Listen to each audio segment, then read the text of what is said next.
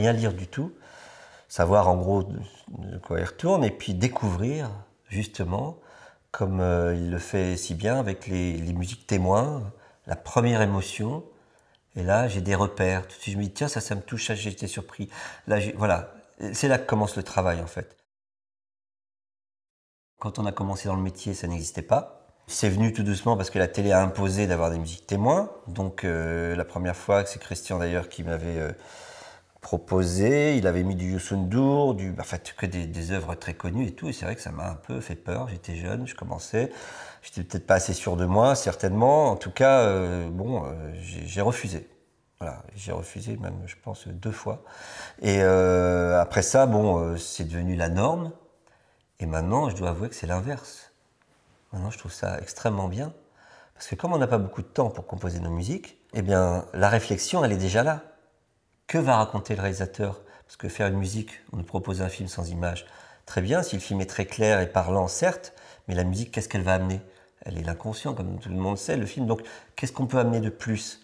Si on ne sait pas ce que le réalisateur veut dire, on peut réfléchir longtemps, se perdre en conjecture, etc. Donc, non.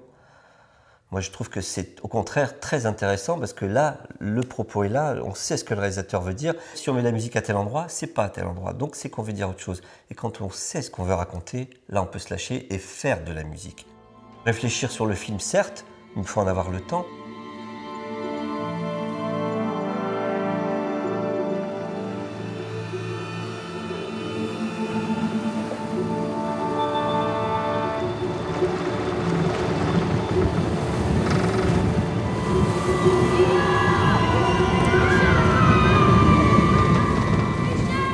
La relation que j'ai avec Christian est extrêmement passionnante parce qu'il est à la fois très exigeant et il me fait totalement confiance.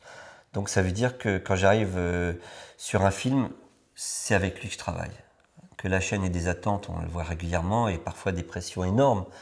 TF1 notamment, enfin beaucoup de chaînes sont là. Bon, c'est pas grave, très bien, ça fait partie du boulot et je l'accueille sans problème. Mais mon repère, c'est le dialogue que j'ai avec le réalisateur. On est là, il vient tous les jours jusqu'à la dernière note.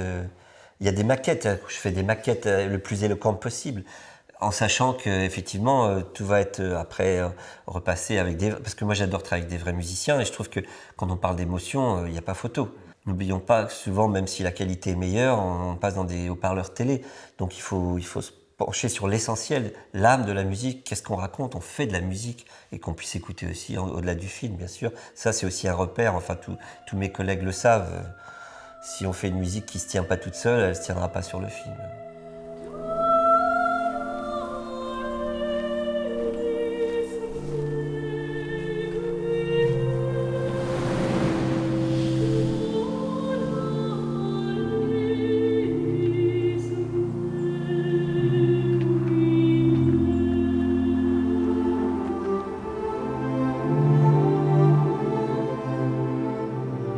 Tout est délicat, tout est pesé, mesuré, pensé.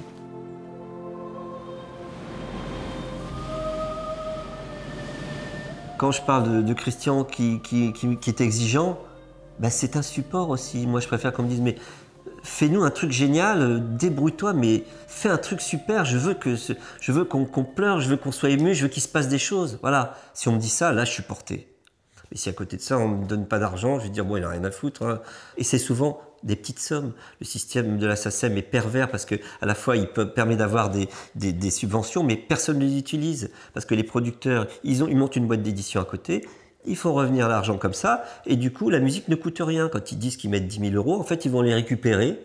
Et puis voilà, alors que s'ils mettaient 10 000 euros, qu'ils abandonnaient l'édition, on pourrait avoir 25 000, 22 000 pour faire la musique. Ça change tout. Voilà. Et ça leur coûterait pas plus cher. Mais là, la musique, c'est celui qui rapporte de l'argent. Personne ne le sait, ça. Il faut le savoir. Les costumes ne rapportent pas d'argent. Les décors ne rapportent pas d'argent. Mais la musique rapporte de l'argent, donc elle ne coûte rien. Et ça, c'est une histoire de considération. C'est une histoire de rapport, de culture à la musique de film. Et tout le monde n'est pas comme ça. Et ceux qui sont pas comme ça, les quelques rares productions, et je me plais à les citer parce qu'il y en a pas tant que ça, et au nom du Fils, on a eu les moyens. On a eu un budget cohérent. Et j'ai demandé, et on a discuté, on a expliqué. Je leur ai dit, ben voilà ce qu'on va faire. On a un mélange de machines d'orchestre. Il y a des chœurs d'enfants. On a 16 enfants qui chantent. On a un orchestre symphonique. Alors, à nous de le gérer au plus juste, bien sûr. On est obligé d'aller dans les pays de l'Est et tout.